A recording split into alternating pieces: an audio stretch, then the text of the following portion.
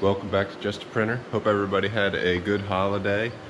I had a nice day off, spending time with family, sitting by the wood stove, holding my daughter as she takes a nap. It's a good day, real good day. But we're back at it. Got to get some printing done. What we're gonna do today, this newsletter needs to be folded in half and then tabbed. We'll do that here on the tabletop, do a half fold, and then send them through the tabber twice to get the 2 tabs required by the Postal Service.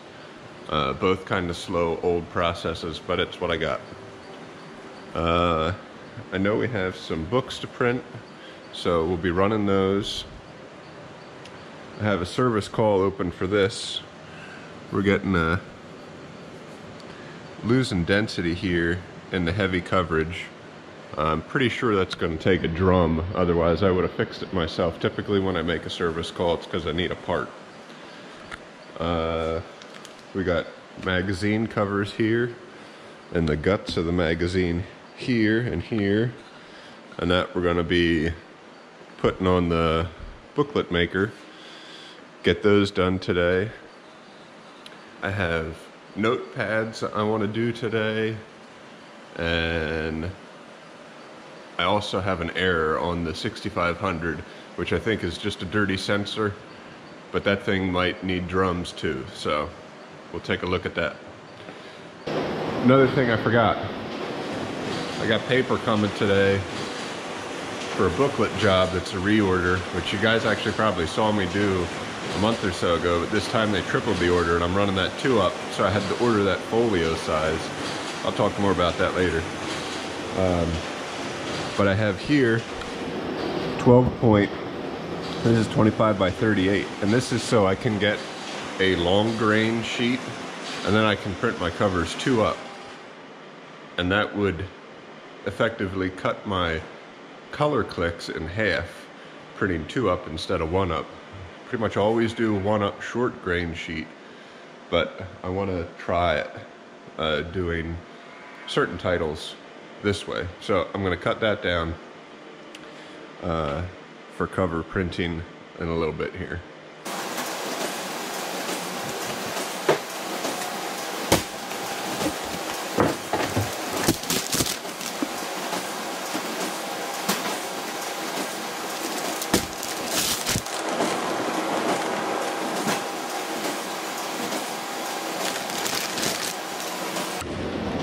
So for the past 2 weeks or so, I've had this press set up that had 12 by 18 60-pound and 2 trays. That way it'll finish one tray and then start on the next, and you can fill the next. So essentially, if you're watching the machine and you're making sure it always has paper in one of the 2 trays, it'll run non-stop, which is really helpful. Especially, was it last week, where we went through like 30 cases of paper? So I do that for, you know, long runs.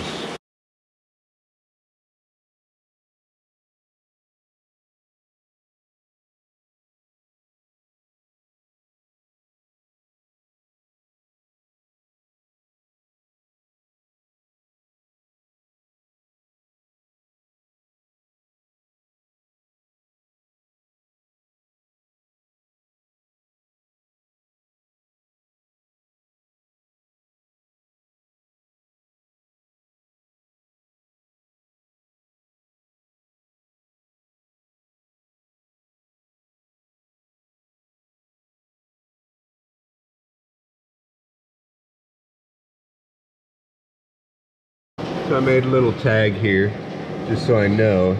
It's 12.5 by 19 and it's long grain. Like I said before, the second number is always the grain direction, and sometimes you'll see it underlined too when you purchase paper.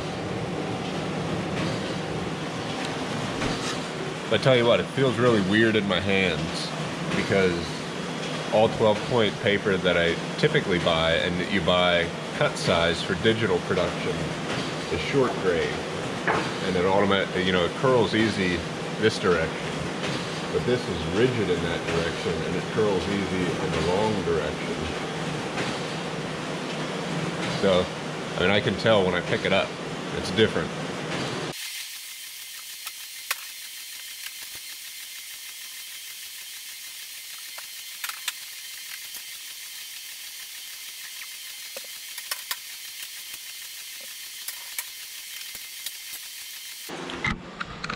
Okay, got all those loaded up.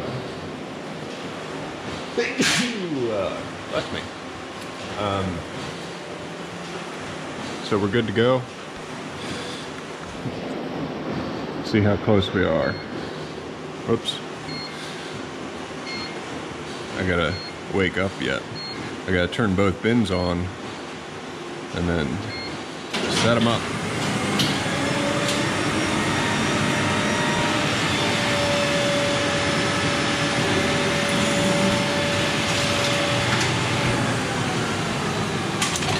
Staple, fold, trim.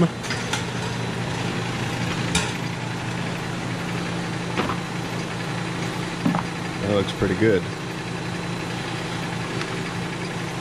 Let's check my pages.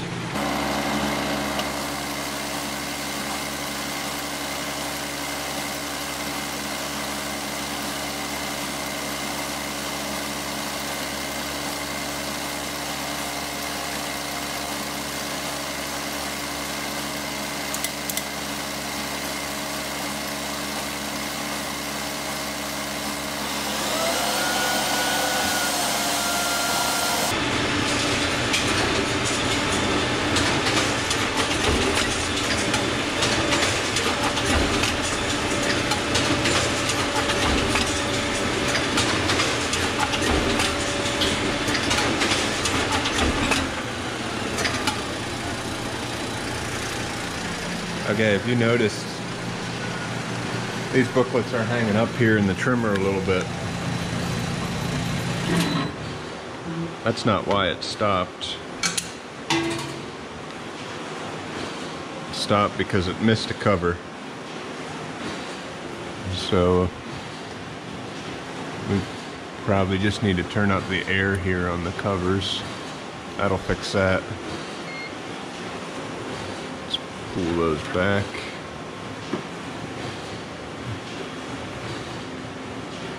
We can move that pile up a little bit. Reset that. Put a cover inside this one.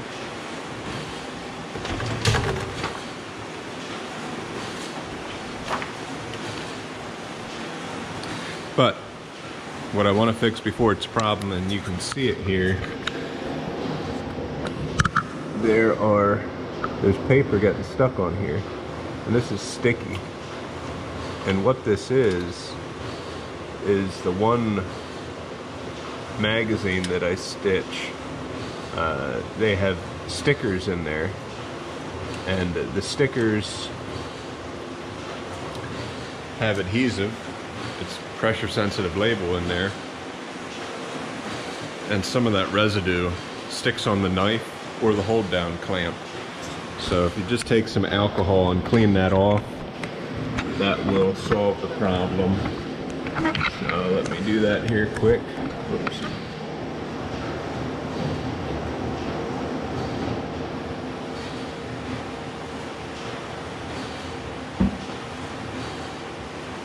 You got to be pretty careful. I mean, you never want to run your finger against the blade. You're going to cut yourself. But the top edge and the bottom edge is going to be sharp here. This specific blade works like a scissors. There's a bottom knife here that's squared off, and then there's a top knife. So it works a little bit different than like the guillotine paper cutter that you see me use to cut paper down, where there's just a top knife and then a plastic bar that the knife goes into. This cuts by shearing. And you kind of feel there's a lot on there, which is strange because it's been several weeks since I ran that job, but I guess just enough other paper dust stuck to it now that make it get worse. And I can feel it peeling off of there. Like that.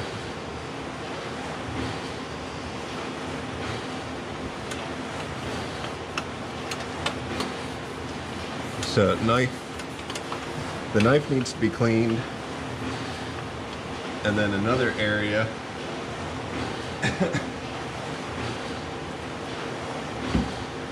that will sometimes cause booklets to stick is on the other side of this knife. There's a hold down clamp, and if even the smallest amount of adhesive builds up on there, it's pressure sensitive adhesive. It's a label. So pressure sensitive. When this comes down and presses down on a booklet, it activates it and then holds the booklet there. So got to clean all that off. Funny story, when I was in college,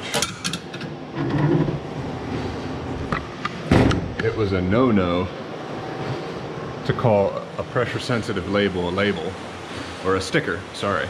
It's out of my vocabulary now. There's no such thing as a sticker. It is a pressure sensitive label. So I always thought that was interesting. We were taught to say pressure sensitive label because that's the technical term for it. And now I'm always saying it that way.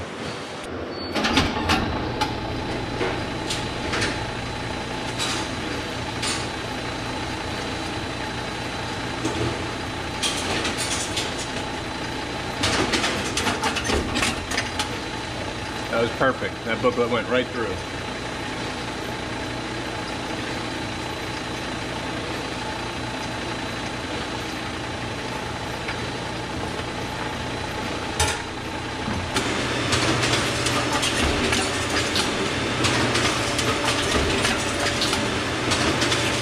I want to speed it up a little bit. I always like to run the equipment as fast as I can before it starts giving me problems. Part of the way I know that this machine could run faster right now is while it's running without any issues. And the amount of time between it lets a book go and a new one comes in is long. So we're going to speed it up so that a booklet comes in here quicker.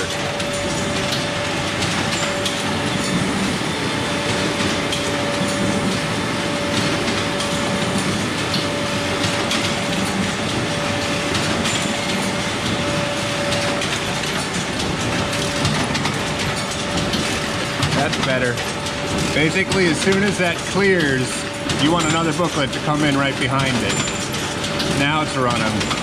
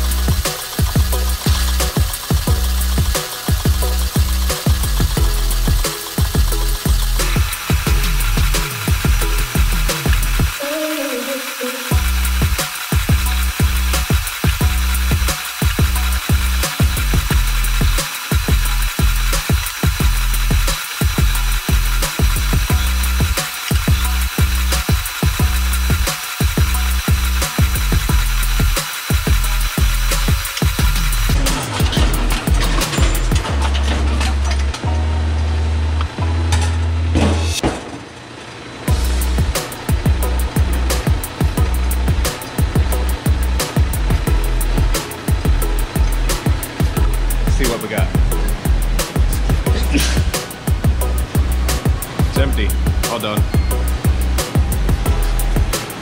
So these then will be polybagged and then put in sacks for bulk mailing.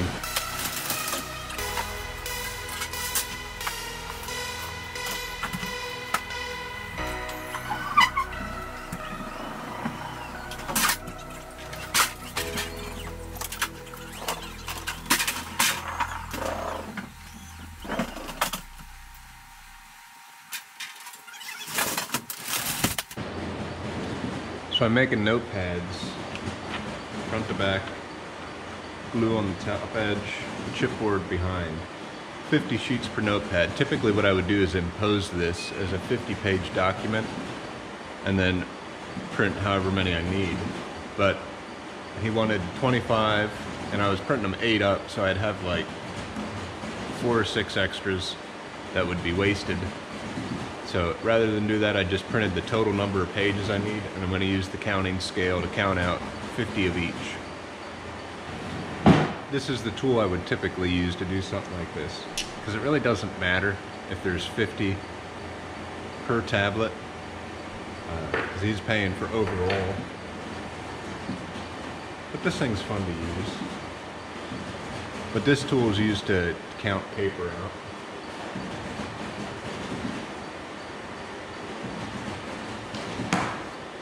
And you just set it up like this. You loosen the handle, so it's that thick. Then you get to your pile, you just put it in. So I bet there's a little bit more than 50 on here. 62. So if I made it a little bit smaller,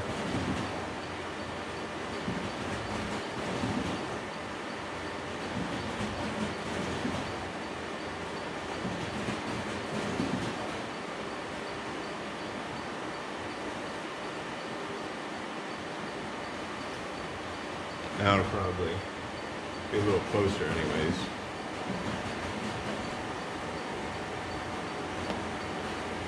$53. Not bad.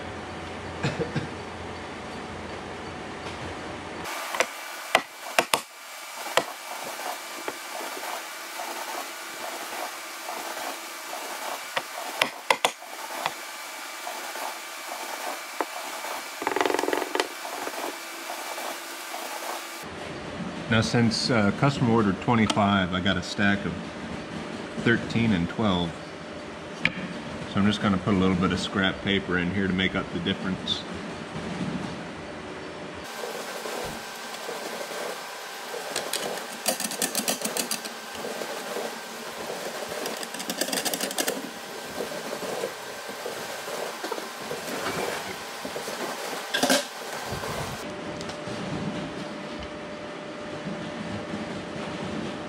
So I use padding compound for this. It's just commercially available.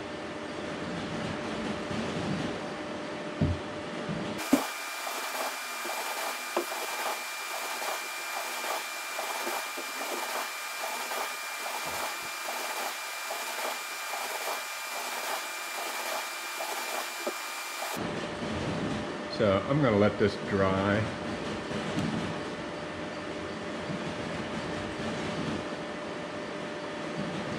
Then I'll put another coat on. You can do several types of things. You can put like a gauze on there to give it more reinforcement. We're not going to do that in this case.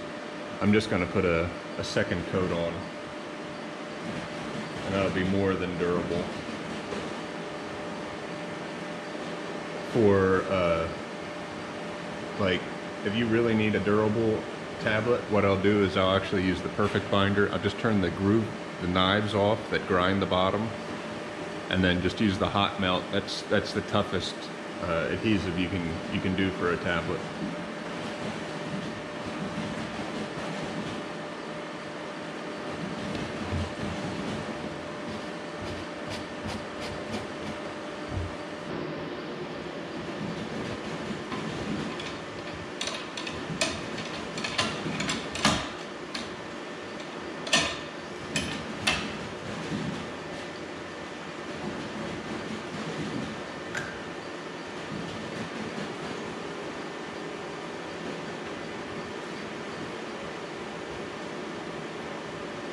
Still slightly tacky, but dry enough that we can finish the job and let the customer know they're ready.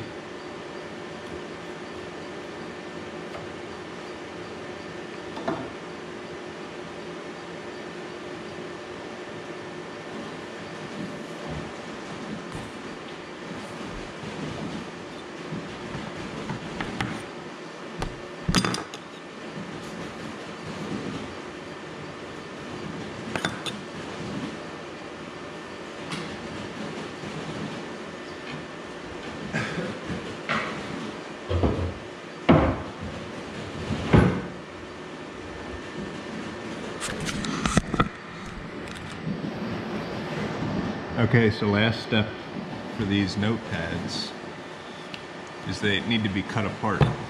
So we have this, it's a dull knife, but it's made specifically for this. So you just divide them and push right down through. Make sure the chipboard is on the bottom of the tablet.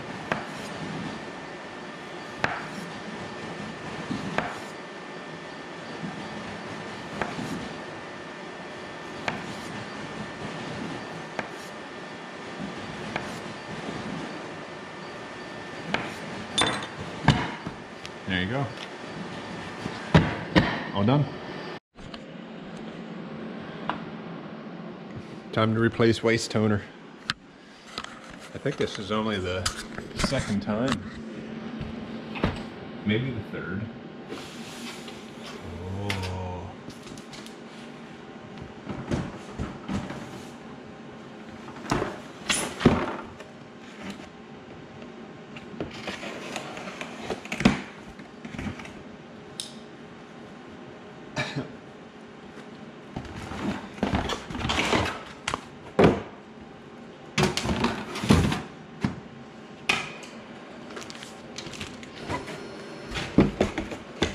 Put that bugger right in the dumpster.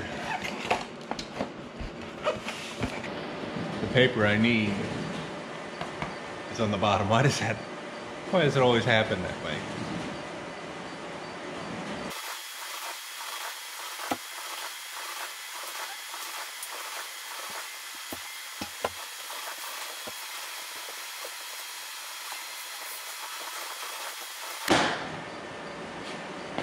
It wasn't as bad as I thought it would be.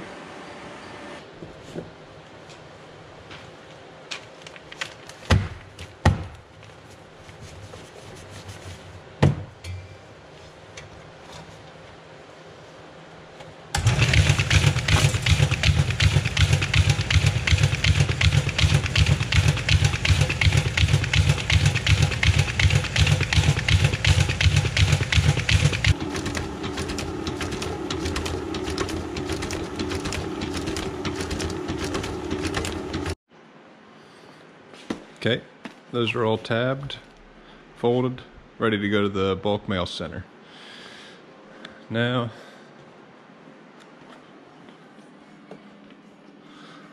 let's look up this error, 2804. Okay, so I looked this up in the service manual here. So it's gamma correction of the black is aborted, and it says possible things that could be wrong are the printer control board, the developing unit, or the PGC sensor.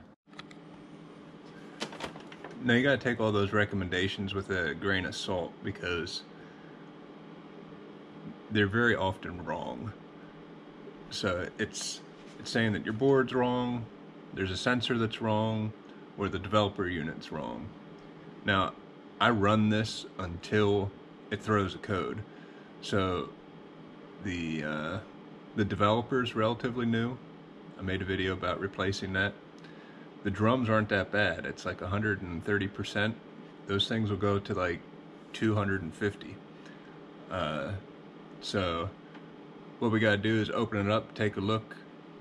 I think I've had this happen before when it just got really dirty in there, and the sensor that reads the drum gets dirty, and then this error happens. So take it apart, clean it. What we can also do is swap 2 of the drums or 2 of the sensors and see if the code hops to the next color, and then we can isolate the part that needs to be replaced.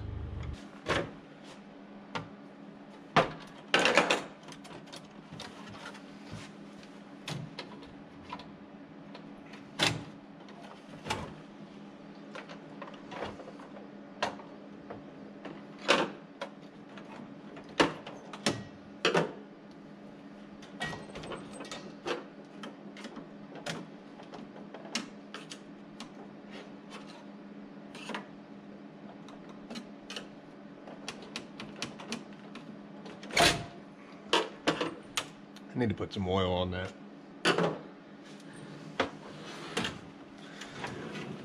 Old girl's getting a little on the old side. So now we're going to take our belt unit out.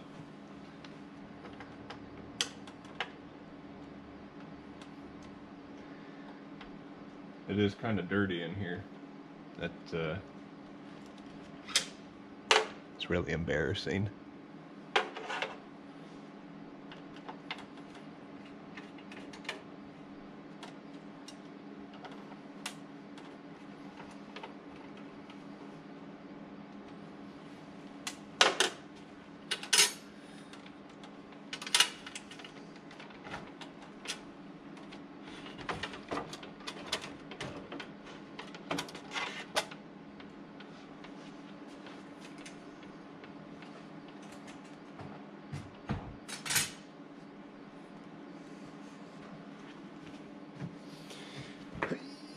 Yeah.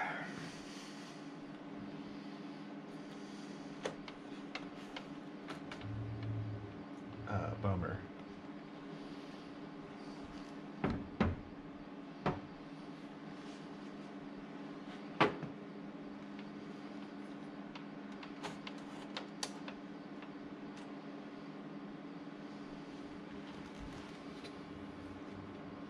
So there's a lot of dirt in there.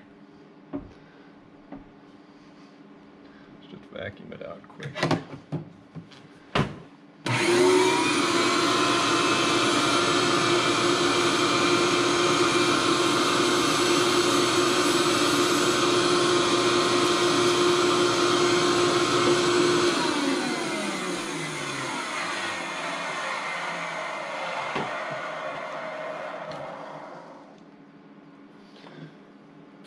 Bring it a little closer here.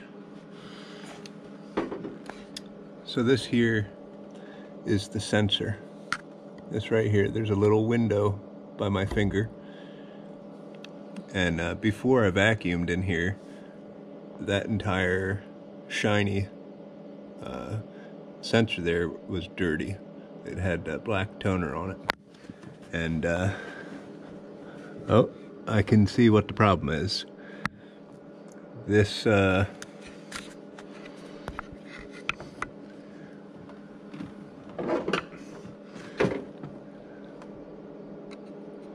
this has flipped up and has been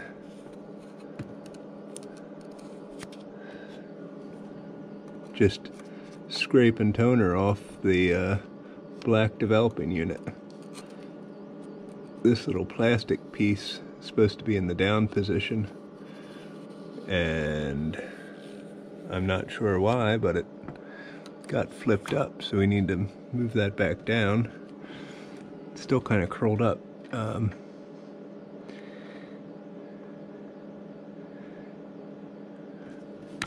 It may be flipped over just because it was overtoning or something like that, but we're going to need to try and bend that down a little bit,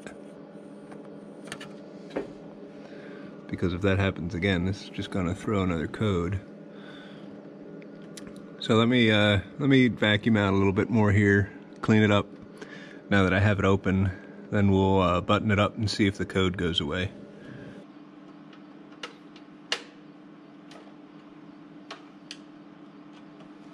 You know, come to think about it, I remember seeing that lower piece of plastic get caught up before, and I'm wondering if it was the black developer unit.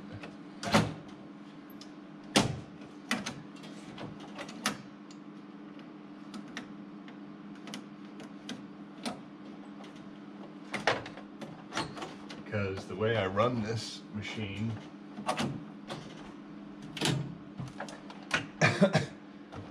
I always wear out the black first, because we run so much black on here and not as much color. So I want to see the life of the developer unit. That might be on its way out. Might just need to replace that. The other issue is I didn't look at the develop unit itself, and if there's a gear that's worn off on the other side, or if it's really hard to turn, gotta go. Gotta get a new one. So let's go in here and check the life of that black developer unit. So that's under counter, parts, special parts.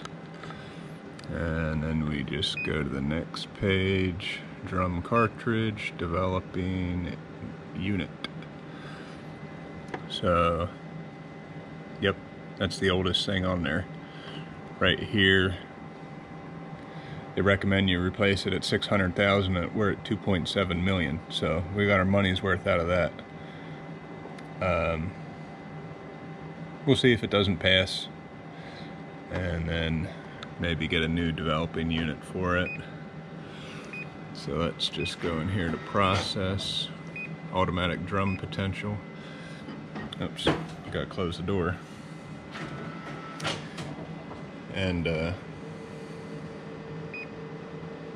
if it passes this, well, it's either gonna fail here or the gamma. But that's a drum potential sensor, so here's, oh, yep. It's really low compared to the others, but I think it might have just been a dirty sensor, but that developing unit should probably be replaced here soon.